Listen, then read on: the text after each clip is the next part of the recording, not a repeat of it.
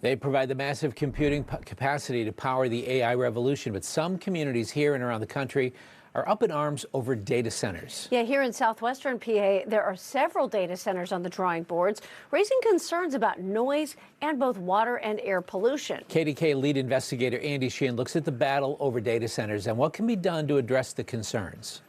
Energy bills are too damn high. The data center will bleed us dry. Data centers, they're being heralded as the building blocks of a new economy.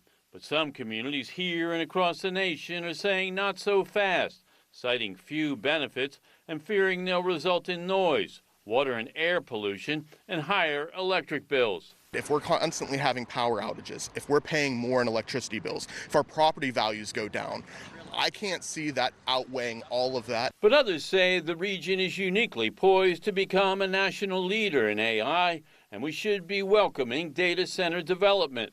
With CMU and Pitt creating innovative technologies, southwestern PA has the old abandoned industrial sites on which to build the centers and natural gas from the Marcellus Shale to power them.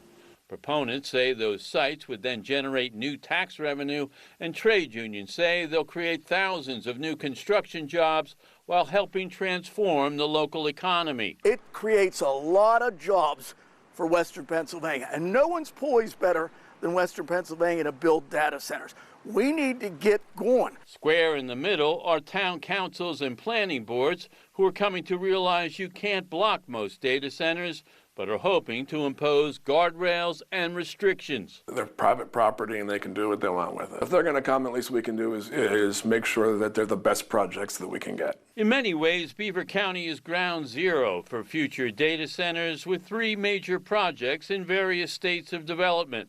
At Shippingport, they're converting the old coal-fired power plant to natural gas, in part to power a data center in its shadow.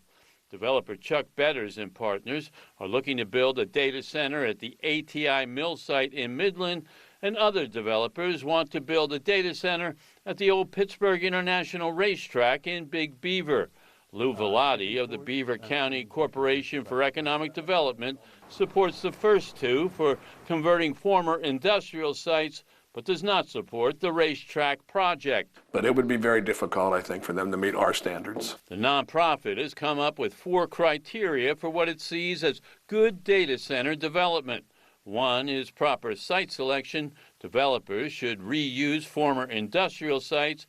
2, the data centers should provide their own power and not saddle local users with higher electricity rates. They should be closed water systems that don't waste or deplete water supplies. And 4, developers should give something back to the community, like training residents for jobs in AI. Anyone who looks at a common sense approach to how to do these things, that would be the common sense approach.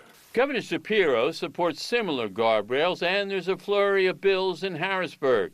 But Velati says the state needs to come up with comprehensive legislation. Labor unions are hoping things move along quickly, worry delays could force developers to take their projects elsewhere. We need to start doing things right, have guidelines. Let's make sure the public is comfortable with this, but we need to get moving. We should be the artificial intelligence of the Silicon Valley. But right now, it's up to the individual municipalities to regulate these data centers, and they are looking to Harrisburg for help. That help couldn't come too soon.